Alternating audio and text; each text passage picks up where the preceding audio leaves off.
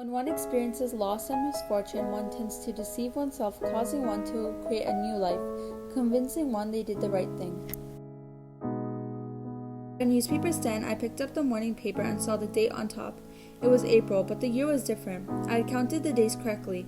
14 months had disappeared while I was at Ardsleyville. I felt faint. My head spun. I searched the newspaper vendor's face, hoping for a sign of recognition, but none appeared. On 3 Alley, the lane was cleanly swept and there was a fresh coat of paint on my old house. I tried to open the door, but it was locked. I knocked and Mrs. Lee answered, dressed in a lavender sweatsuit printed with dark flowers. "Helen, what are you doing here?" "What are you doing in my house?" "We've been using it. My cousin and his family live here, though they went home to the countryside last week for the holiday." "Are you back for the holiday?" "What holiday?" "King Ming." Mrs. Lee drew her words out slowly, eyeing my Ardsleyville uniform.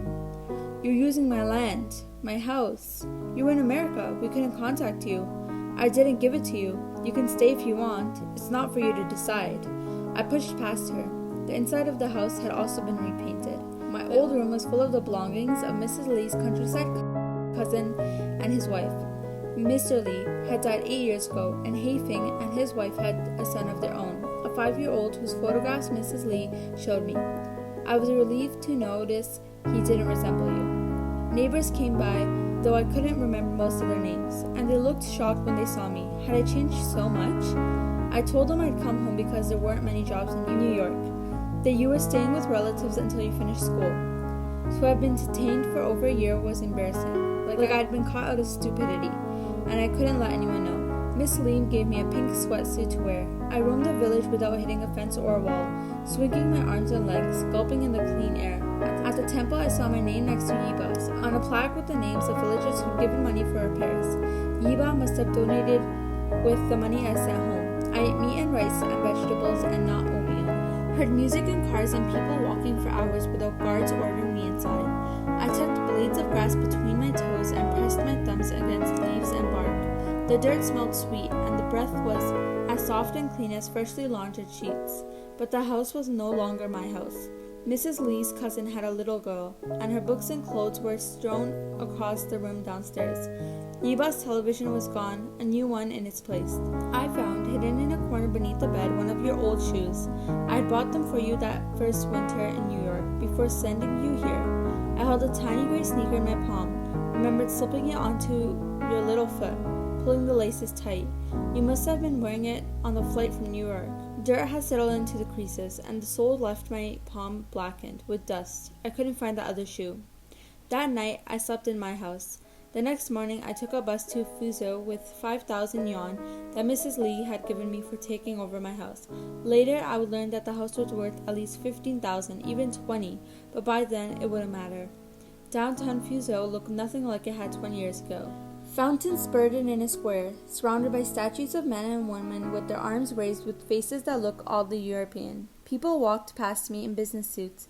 In a telephone booth, I called the number for the loan shark, which I'd gotten from a neighbor at 3 Alley, and told the man who I was, my birthday, how much I had paid off before leaving New York, that I was in China and wanted to know the balance. "One moment," he said. "Let me check." I waited. Then the man got back on the phone and said, "Your debt has been paid. Your balance is now 0. I bit my fingers. Leon must have wired my payments, month after month, when I was in Ardsleyville. I bought an international calling card and dialed Leon's number, the one I thought I remembered. The phone rang twice and disconnected. No answer. No voicemail.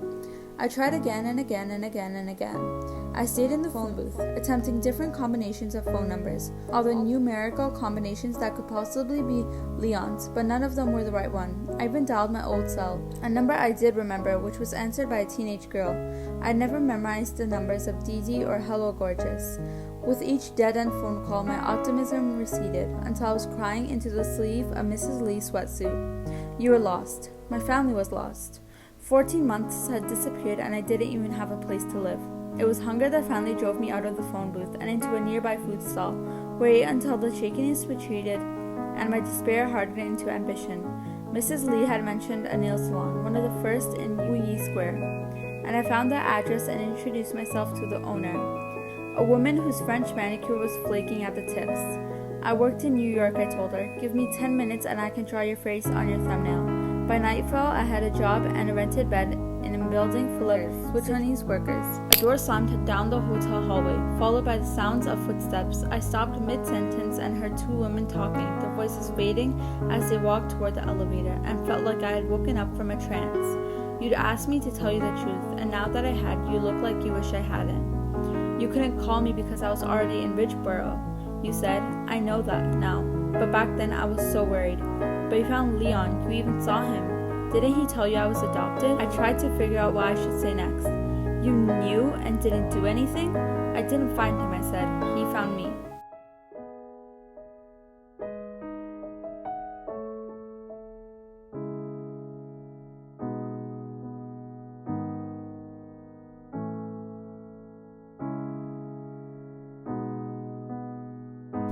Throughout the book, it is repeatedly shown that they try to convince themselves that they made the right choices and decisions.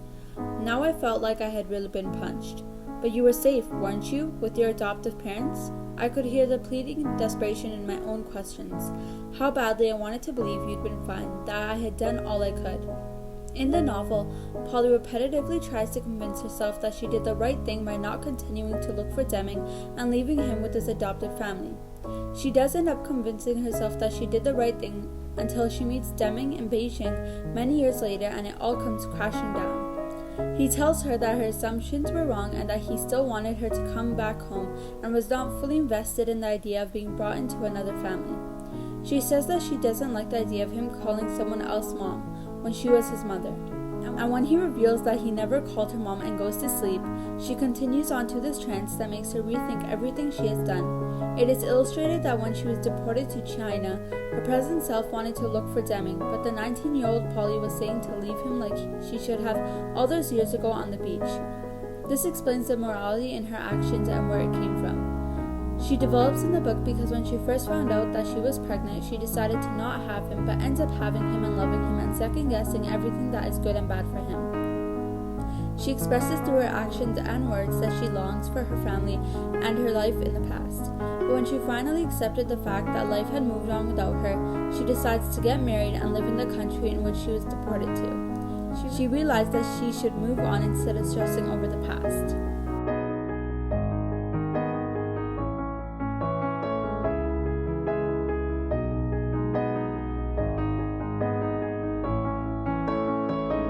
I have my memories of Frank, and now you, and they're in color. Take it, Frank would have given it to you. Anne is at peace because she has memories of Janice, grown up, and now knows that her adopted family treated her well and with care. She also knows that she has grown up to become successful.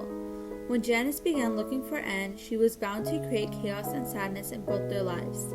Her curiosity brought sadness and will cause both of them to wonder what would have happened if she stayed with them, if she hadn't been taken when she was a baby, and if she hadn't left the day she came to visit them for the first time.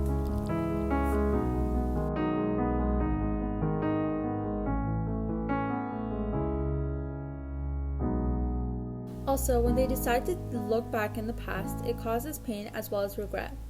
She went to the bathroom, then returned to her bed. It was late. She had an 8 o'clock meeting tomorrow morning with teachers at the conference, and after that, she would leave him. At any moment, she could switch off the light, and he would never find out what happened. He got under the covers, yet remained sitting. His mother checked to make sure the blinds were down, the curtains shut. She removed an eye mask, lined in pink fabric, from her bag. This novel is based off a true story that occurred in 2009. Both Deming and Polly were ready to go to bed. Also, it was dark out and they are in a hotel room, creating a setting in which it is gloomy and dark and uncomfortable. It compares childhood and adulthood for both Polly and Deming throughout the story, showing how both their lives have changed dramatically by this experience and how they have developed as a character. Time is used in many different aspects in the story as there are flashbacks and time lapses. Also, the story is not told in chronological order as we find out what Polly experienced after Deming finds her in Beijing. Both Deming and Polly have moved a lot from China and America back and forth as a means of showing that both countries have a significant value towards both of them. Also, they are moving from place to place in the form of themselves emotionally as they are changing from one mindset to another and changing their feelings, specifically anger and regret, towards each other.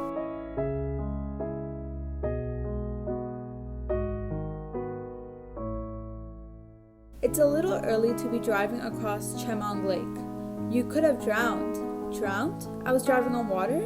You got guts, lady. This incident was showing Janice that it was risky coming to meet them and should turn back. This is because as a result, it caused sadness for everyone as she knows she cannot stay and has to leave before dinner to meet with her adoptive family, and no one knows how much pain this will cause. It is very snowy and she got stuck in a snowbank. This illustrates that this experience will be stuck with all of them forever and will make everyone constantly think of it. Also, it is very cold, which depicted how cold it was when she left the house, and so lifeless as everyone was very sad, and it was clear in the end that Anne and Barb would need cheering up by Rodney.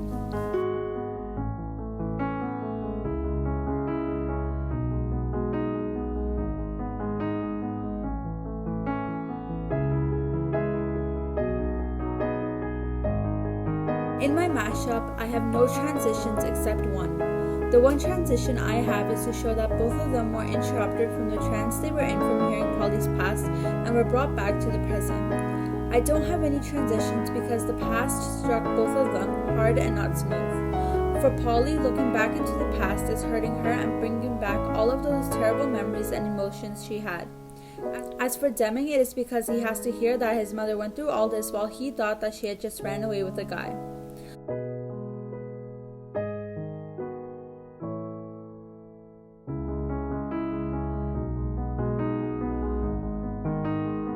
The song I chose is Let Me Down Slowly by Alec Benjamin. The reason I chose the song is because it had a sad tone to it as well as sometimes a harsher beat, which represents his anger when he realized that she had just left him with his adopted family. She made her own assumptions and moved on and lived a happy life while he carried this tragedy on his back his entire life. Also, because when Deming was younger, all this happened to him suddenly and out of the unknown, and in this sense, he wanted to be let down slowly. But unfortunately, he was just a little kid that had the misfortune of losing his mother.